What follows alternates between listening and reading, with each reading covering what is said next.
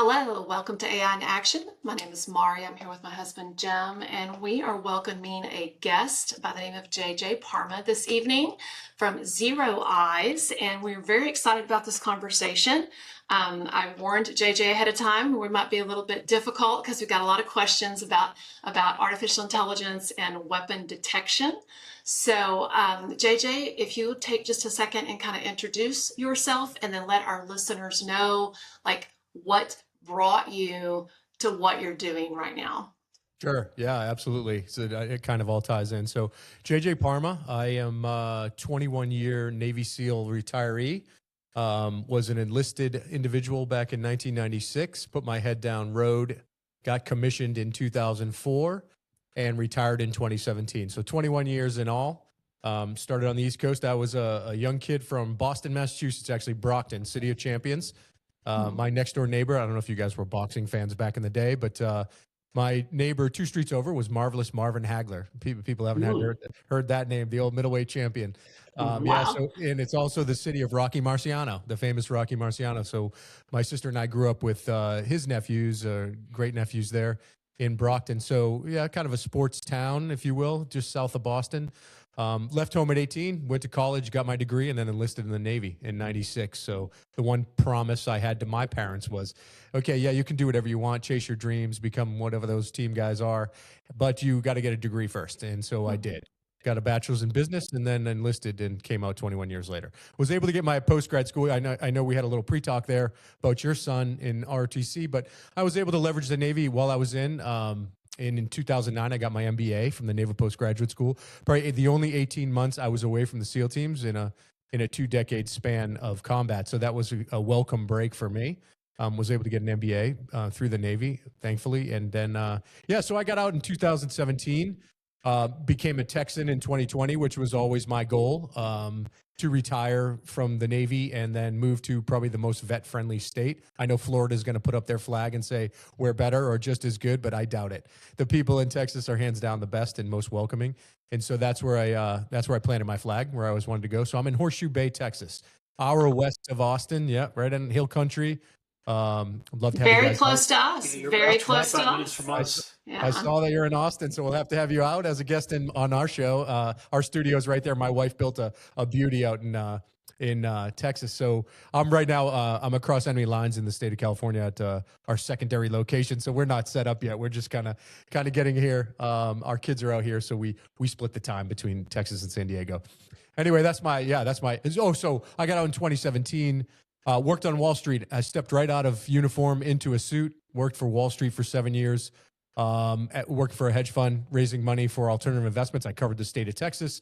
We did police and fire funds, Texas teachers, pension funds. So I would visit all those types of municipal pensions and state pensions and raise money from them, trying to keep their pensions alive. And that kind of took its toll. 7 years living on a plane in a world that is it's a story for another time. But I left there in August of 24. And in between the only month of unemployment I've had since the age of 13, which now that I think about that is kind of crazy. I should have taken more time off. But my wife got sick of me cutting down trees on the lot next door in Horseshoe Bay. So she said, you got to get a job to get out of the house. I said, okay, we only have so many mesquite trees out there on the property. Yeah. And so Jim anyway, always says that he's going to retire, and I'm like, and do what? That's not a real thing if you like what you do. So you've heard that a million times. All right. So what took you to Zero Eyes? Yeah, so that was the last part of my long intro. So in between that, I've been involved in various benevolent programs from the SEAL teams, the SEAL Foundation, and a couple other networking programs that are really great for team guys to connect. And I kind of found through the grapevine, through one of those networks, the Zero Eyes was looking for a Texas coverage person. So they were looking for a California and Texas, oddly enough. And I was in Texas, and I called them up, and I said, "What do you guys got?" I knew a couple of the guys that started the company was founded by 4 Navy SEALs. Okay, so back in 2019. So those guys were smarter than me. They stayed in for 8 years. I went the long haul for 21. But they started this great company. I flew up to Philadelphia. I said, "Let me see the tech," and I walked away from Philadelphia saying this needs to be at a minimum in every school system in America. While they fight on Capitol Hill about gun rights and things that they're never going to accomplish, we actually have a protocol that can go in today. And if they can get federal funding for it or state funding, that would be even better, because these school systems, especially in my territory in Texas, and you well know as an educator, the ISDs have no budgets, right? And the state's constantly stripping money away from them and putting demands on them that are outside their budgetary constraints. And so I saw this and I said, this is a mission worth doing. And so it was a no-brainer for me to pick up and run for Texas. So I started in January of this year. Awesome. Awesome. Well, we're happy to have you We on. actually work for a school district that is very close to Horseshoe. Horseshoe Bay is in our district. Yeah. Okay. The kids in Horseshoe Bay come to We us. actually I'm the tech director at Llano ISD. Oh, And you're right next door. Yes.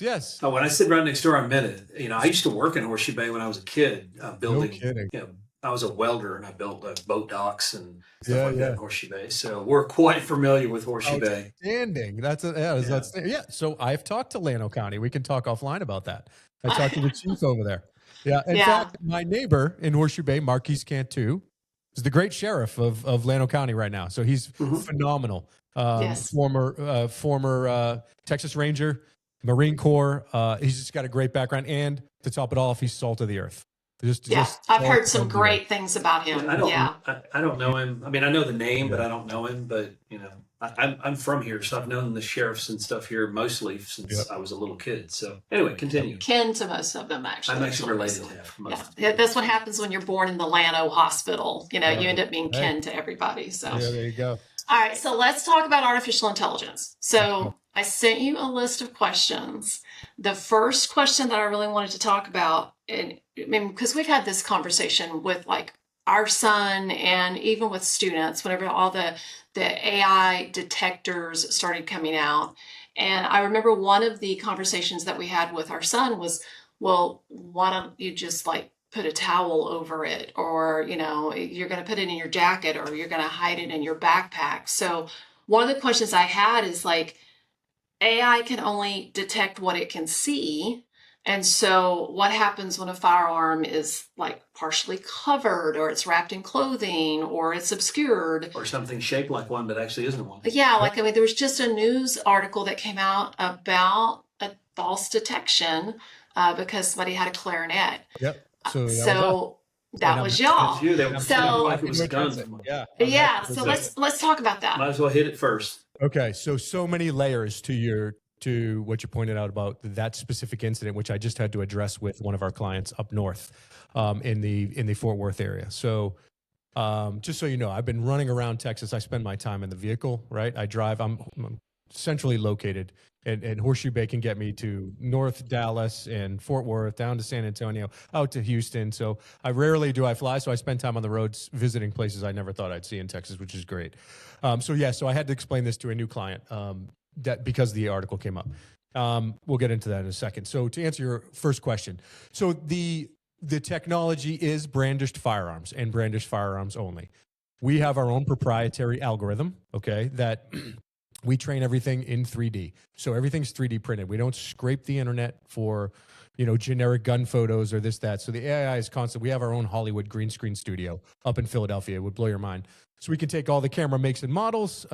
Just to back up a little bit, our system goes on already existing camera infrastructure. Okay, we don't install cameras. You don't need to purchase cameras unless your cameras don't meet the minimum requirement. As long as they meet the minimum, we can go on your already existing camera infrastructure, trying to save, especially school systems, money. Once we do that and we can platform, so yes, it's brandished weapons only. There really is no detection software or method right now or protocol that can detect concealed firearms. And because we're in the state of Texas, that's probably a good thing, because 9 out of 10 people are carrying a weapon. Some of the Guardian programs have that inside the schools, right? So SROs sometimes carried concealed. And we do have a protocol for law enforcement, more in the in-depth demo that I have for Zero Eyes. But outside of that, it does not have to be the entire weapon. So we train ours so well. I wish I could show you some detection photos, but we train ours so well that it could come out of the waistband and within a second, with a hand covered over the actual pistol grip, that our AI will pick it up. And we've had some successful detections that way. So it is very, very intelligent. The detections are good. But again, AI is only as good as the operators that are using it and the system. So the first thing I tell these school systems when a competitor may come in with, because now let's face it, AI is moving so fast that some of our competitors and camera manufacturers show up at these schools, and I just feel horrible sometimes because they're taking advantage. We are a military and law enforcement backed company. 90% of our employees are from those two communities, which means I say that not only just because of loyalty and service, but I say that because the culture comes with it. And we don't like to go around selling, snake oil to these schools, but there are a lot of competitors who are out for the bottom line, who don't have a culture like that show up and they win the day just because they got there first and the school doesn't really know what they're purchasing. I say that because these cameras now, well, we can do behavioral, assessments, right? Through our Chinese software, or we can do facial recognition, which the state of Texas does not like. And actually most school systems do not like. And we can do all these things, and we can tell if somebody's in a fight or you get so inundated with all these things that it can do, you lose sight of what the actual detection you need is. And that's a violent, an act of violence about to be committed, which is usually a gun brandished or a knife brandished, which we detect both. So that's what it does. And so I tell schools right away, ask the company, where do the alerts go? If they tell you they go to you, the user, on a cell phone, and there's no other interaction in between you and the company that sells it, just walk away. And the reason I say that is our selling point is not the AI itself. It's the human in the loop that we have. I just did a podcast, and I know you talked about it with Miss Guido about ethics there and AI, which was what attracted me to your podcast in the first place, which you're dead on. You're right on the right line to be talking about ethics and AI. We have a human in the loop that verifies every single detection within 3 to 5 seconds that comes into our operations center. It is manned 24/7, 365, round the clock by former law enforcement, former military. Why is Wow. Yep. Why is this critical? They're the ones that pull the trigger on the alert, the detection. And to answer your question, Jim, this is what weeds out the false positives. We get a weed whacker, we get a blower, we get a glue gun that looks like a pistol, and in some cases a clarinet, which I'll get to. I was going to say, Clarinet actually is the one I was talking about. Yeah, I'll get to that in a second. But our human in the loop can do that. We have an enhancement tool in there. These guys and girls are all trained in 911 correspondence, right? So we take it out of, we become the eyes and ears immediately. Once we detect that it is a threat, in 3 to 5 seconds, we will alert the client and we will pick up the phone. We are the 911 dispatcher, and we get on the phone with 911. We track you through your camera system, and we become eyes and ears and information for the police. Think about any school shooting, any workplace shooting, Aurora, Colorado, Brown University, anything that goes on. The one piece that's lacking, and what takes the police response 18 minutes or 36 minutes, or in the case of Uvalde, over an hour and 20 minutes to do their thing, is lack of situational awareness. They have no idea what the description of the shooter was. They don't know what the guns were, how many people were involved. ZeroWise picks that up with the human in the loop, and we maintain that posture throughout the entire scenario. We don't hang up the phone until 911 says the scene is secure. It is a phenomenal product that we put out. We have very, very, very low false positives as the AI continues to learn, but that human in the loop is always there to enhance that photo, make sure that it is a threat. Now, do you have any questions about that?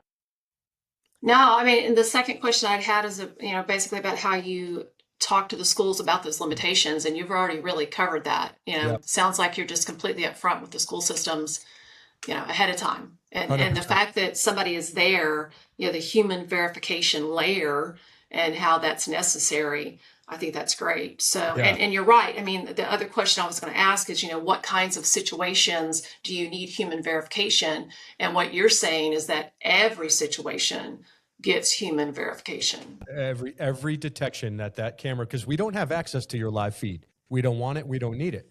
Right. So that's a privacy issue in and of itself, which helps with hospitals. We only get the detection photos.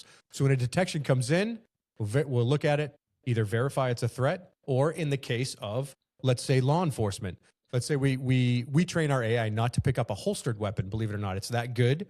But sometimes there's a modification. Maybe it's an extended magazine. Maybe it's an odd weapon that they had a modification done to. The detection comes through.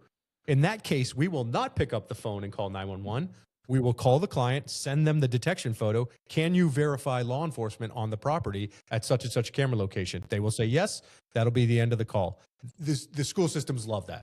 They know the system works. They like verifying that they had law enforcement. Maybe they didn't know they had law enforcement. Either way, they get that detection. Same with a false positive. We may send them the detection photo, say, hey, we picked this up last night.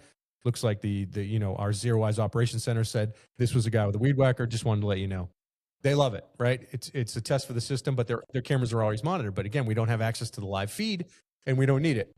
I'm going to go off script for 1 second. Go ahead. So the Clarinet situation. I was a counselor, and then I was an assistant principal, and so I know what kids are capable of doing. What do you do when the student basically tries to trigger That's what happened with the Clarinet. a false positive? I think that's what happened with the Clarinet. I think that's what came out, is that the student was basically banishing the Clarinet like it was a weapon. Is what I'd heard. We have students that, as to Marty's point, we have had students where even on our content filters on the web, they know what trigger words that they do, so they literally try to trigger. These are kids with their brains not fully developed apparently, and their self-control isn't either, and they think it's funny. Right. So, to type in, how do I make a bomb, or, whatever. So, and then it triggers, and then that email goes out, and then we're on a lockdown. And it's incredibly then disruptive. You don't have to take that final exam until a couple of days later. So do you think that students will figure this out and then start shutting down school systems because they've figured out a new way to do things? That is a possibility. So this is one of the discussions that we run into. And again, I'll address the Clarinet issue because it's more in your face than you actually thought it was, thanks to the media. But we'll go over that. But it definitely is. The media loves that kind of stuff. I'll go over this happened Sunday, so I'll go over how on a Sunday phone call that I get. But yes, so that is the problem. And so we love the press, right? Zero Eyes, what company doesn't like press? It's good for us. Some schools are quick to jump on it. We offer the option to schools, and I always tell them. Sometimes they'll have a private conversation with me after the fact. Superintendents and heads of security, directors of IT. Look, you can do press. It has pluses and minuses to everything, right? You can announce it, and it becomes an automatic deterrent, and therefore your immediate purchase has a pretty good effect on return on investment, right? So you're getting a pretty good return on investment there. Just keeping people away from the school. Now, the opposite is also true. You then get maybe overachievers, overachieving firebrands, if you will, that will come in and say, well, I'm going to beat that system, and this will be my claim to fame, or whatever. Combine it with whatever act of terror they may or may not have been plotting. And so that's the other side of the thing. So people look to defeat the system. Or in your case, what you guys are talking about, maybe the kids just want to mess with it. We've seen it. Yeah. And really, that's to me, that's just as bad as pulling the fire alarm, right? See, and that's what we, of course, as you mentioned earlier, the state of Texas is really good about doing what we call unfunded mandates. And one of those unfunded mandates, of course, is the panic button. We had to put a panic button into every single classroom or every single area that had students that could be present in a group.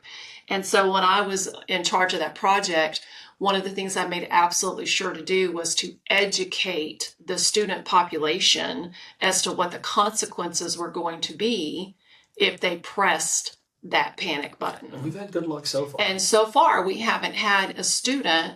I think we had one that thought he'd accidentally, because he bumped into it or something, and but they were panicked because we let them know. It's like pulling the fire. It's like pulling the. It's not a joke. It's not funny. Actually, it is a felony. Yeah. It is a felony to push that panic button. So, I'm hoping that people who are putting in the AI gun detection is actually doing quite a bit of education to the students. Right. And I'm hoping that if, like the student with the Clarinet, I hope that there was a consequence for that student if it's true that they did that on purpose. Right. Yeah. I don't know. Again, I won't verify whether they did that on purpose. They did do it on purpose. Well, it did happen on purpose. Whether it was to defeat the system of Zero Eyes is unknown to me, and I'll tell you how. So let's talk about that.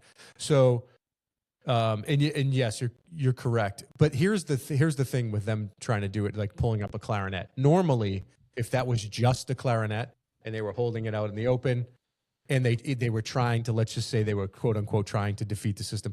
That's where the human in the loop would have picked that up. We can tell it's a Right. Clarinet, would have taken it. Now, this photo, I can't show you the photo. We did show it to the client that just asked questions about it online. We had an online call yesterday. They were super happy with our explanation. And it's a big university emphasis, so they thought it was exactly how we explained it to them, but they just wanted to know because the media blew the story. So media, I got the Google alert early, then I got the phone call from the client, and they said they want to talk on Monday about the detection. So I read the article, and it's exactly so. This was the case of, and every article on it since then has just copied the original local article in Florida, and it seems to me that, which is when I read it right away. Unfortunately, whoever wrote the article just was one of those folks that wanted to write an opinion piece on how bad technology is, right? So immediately they went after the tech. The story, and they showed, I don't know if you saw the original article, the picture they showed when they said, oh yeah, AI launches on a Clarinet, was some random girl with a nice dress in a Clarinet.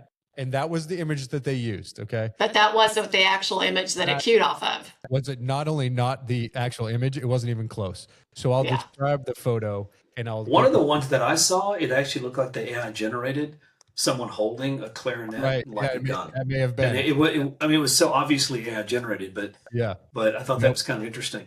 So I'll describe it to us. The photo right now. So it's taken from a ceiling camera. 360? It may have been. I'm not sure if this was, but it was looking down the long hallway. And so there's two individuals in the photo. The camera is right on top of the individual that had the Clarinet. So the individual was dressed in camouflage fatigues, a black combat vest, a combat style hat, had the Clarinet in black boots, by the way. So it looks like someone's going to shoot up a school, and had the Clarinet with the horn end. The large end, I'm not sure what my Clarinet technology or linguist would be, but that was tucked under the arm with the long piece of the Clarinet, and he's literally pointing, standing there down a hallway. And so it looks like a gun, and he looks like he's dressed to go to town. Now, behind him, about 40 feet, is another student who does not look disturbed, nervous, or scared at all. But has their phone out recording? Nope. Just walking behind this individual 40 feet, not a care in the world. So this is where the ZOC comes in. The report actually came out to the client. We're going to dispatch this. And we always send notes, or we're on the phone with the client saying, hey, we're dispatching this. It doesn't look like the student, and this is verbatim, doesn't look like the student behind this individual is nervous at all. This may not be a threat. But this looks like it could be a possible weapon in the school, whether it's a real weapon, toy gun, or not. We're going to dispatch this photo. You guys can make the call whether you want to lock down. The school got the photo, and they came to the same conclusion that this might be worth locking the school down. So they chose on their own. We don't lock schools down, right? So we just send you the threat. We just send you the detection photo. They made the decision to lock the school down. And when the police finally arrived and did the investigation, they realized that this was dress-up day of some sort for, I don't know if it was the band or not, but it was dress-up day. This individual dressed up like a combat soldier and decided to use his Clarinet as a weapon. So what you didn't see in the article, school was super happy about the detection. They said, yep, I would have sent that to me. We're glad you did. The sheriff's department, who spoke very highly in a press conference, which was not reported, said this was a great detection. We would have done the same. Now we know about it. We know what the capabilities of the product are, and we are super happy with it. So the student probably doesn't need consequences, because it sounds like what was happening is if it was a dress-up day, and that he was just goofing around, and he was just like... Well, the thing that... I've been a tech director at Lano for 20 years, and Marty's been there almost as long as I have. And the one thing that people forget when it comes to these types of things, because I deal with security cameras. I've talked to people about weapons detection, gunshot detection. We put, the bulletproof glass, the whole thing. Yep. A school is not a prison, and we don't want it to be one. Right. Therefore, we are going to make mistakes. We try to err on the side of caution because, the consequences of being wrong are so high that we don't, if they wouldn't have locked that school down and that kid would have legitimately been a threat, then not only would people have gotten killed, but the lawsuits would have lasted forever. There Ever. would have been so much going on for that. So we try very hard to put in things that are non-obtrusive. In other words, Right. we don't put in bars on windows. We don't Yep. put in razor wire. We don't put in all these things because we don't want to turn the school into a prison. Right. I don't blame you. It And shouldn't. so there, Mari and I educate people all the time on AI, and AI, like all tools, has limitations. The panic buttons that Mari mentioned, we have panic buttons. The battery or something malfunctions on the panic button, we could end up with police there, not just because a kid pressed it, because the stupid button malfunctioned. It could happen. But we decided it's worth the risk because first of all, the state of Texas said we had to have it. But second of all, because, okay, we legitimately see a purpose for this. So Yep. it is difficult when someone has an agenda against something that isn't in a school district, but they're trying to get their 15 minutes of fame. Right. It is difficult for us to try to balance, to not turn it into a prison, but keep the kids safe. Right. How do you do this? Right. So I'm going to say two things. The first thing I'd like to say is that if you go to any second or third grade teacher at any school system as a police officer or somebody who is, a superintendent, that second or third grade teacher can give you a list of the 10 kids that are going to be an issue all the way through high school. Right. So, Yeah, I mean, I know, that's right. the teachers know who those kids are going to be, the ones that you're like, okay, we're not quite getting that impulse Yeah, but control we can't use program. that with AI. I know, but where do you think the ceiling is with this technology? That's the last question I was going to ask for today. We are almost out of time. Jim, I'm going to ask you the question first because you know a lot about artificial intelligence. So we're doing all this detection, and it sounds like Zero Eyes is very, very well trained. The AI is very well trained. Well, Can it go further? my personal opinion is it doesn't need to go a lot farther. I mean, the problem with technology is this idea that you can incrementally make it better forever. Everything has a limit to how good it can get. No matter how good the AI gets, the fact is, if you, with your 20 years of service, all that you know about weapons, if you were on the campus, you could still make a mistake. You Right. could still think something, you could have thought that kid with a clarinet had a weapon. So there is a limitation as to how good it can be. The only thing you have to ask yourself is the diminishing return. What is the penalty, or what happens if there is a false detection? In other words, the thing you're doing that I didn't know you were doing that I like is that you keep a human in the loop. If you did not have a human in the loop, then I would have zero the interest in your product because I don't believe you should ever take the human out of the loop. Yep. Because I think the wider context that a human provides when you have an AI tool that's helping you is so important, you just can't do without it. So I think the ceiling is you continue to improve your models to where it gets better and better, which you said you have a studio you're doing that with. You have to understand that some people are going to try to fool the system. As long as you've got that human in the loop, though, the odds of them being able to fool it are not as high. The question, of course, then is how the hell do you afford to have somebody 24/7 watching a school? But that's a different discussion. So Yeah. Right. Yeah. Are y'all prepared for that? Are y'all prepared for that growth? Oh yeah, Yeah. we can scale to capacity. We are ready for the growth. Good. And you're absolutely, Jim nailed it on the head, right? Everybody thinks that to use your verbiage, that it should be incrementally increasing to get back. No. AI is moving so fast that nobody's stopping to put checks and balances on it. They're just letting it happen. And so if you could just imagine, and that's why I tell the schools, if somebody comes to you and says they don't have nobody's doing the operations center at scale like we are. There's just nobody in the business that's doing it. Just because they don't have the background and they don't want to put the effort in, and they just want to make a profit on a school system that has a budget that they could care less where the money comes from, right? Couldn't care less about the budget. We do, and we're sensitive to it.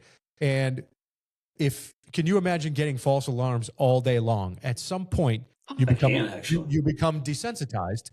Yeah. It's like my Nest camera in Horseshoe Bay. Somebody's Right. probably breaking in right now. Like, I have no idea because there's so many alerts for every raccoon or deer that moves. Well, that's what's happening with some of our competitors, and schools end up canceling their contract at the end of a year.